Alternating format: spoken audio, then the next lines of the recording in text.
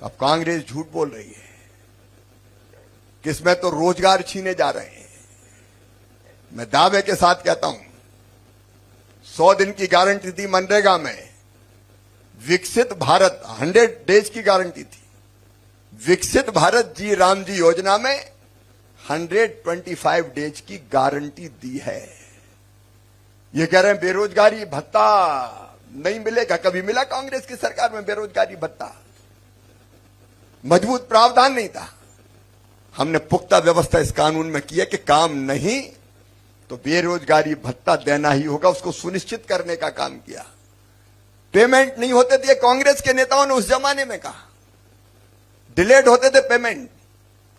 हमने अगर payment delayed होंगे तो उनको देर से पैसा देने पर अलग से पैसे देने की व्यवस्था करने का प्रावधान भी इसमें किया है। और ये मैं कागजी बात नहीं कर रहा हूं।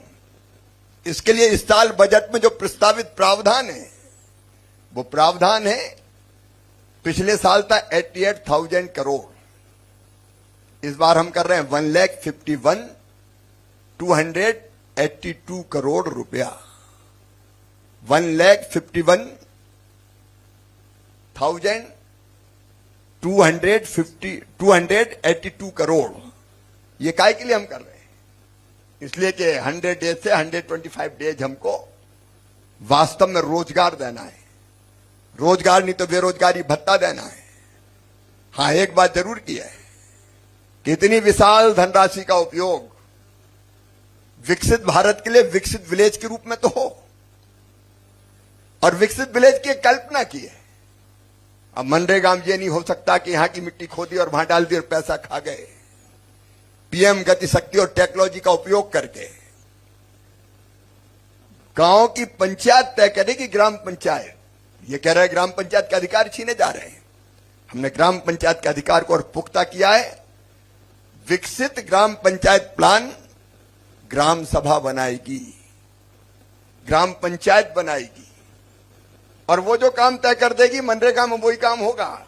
ये नहीं कि बाउंड्री वाल के नाम पे शमशान घाट के पैसे निकाल लिए। और गति शक्ति का उपयोग करने का फायदा यह होगा कि कोई फर्जी काम नहीं कर सकता। पहले से दिख जाएगा कि कौन सा काम कहां पे हो गया है, तो उस जगह दूसरा काम नहीं लिया जा सकेगा। और इसलिए भ्रष्टाचार की संभावनाओं को समाप्त करने का काम किया।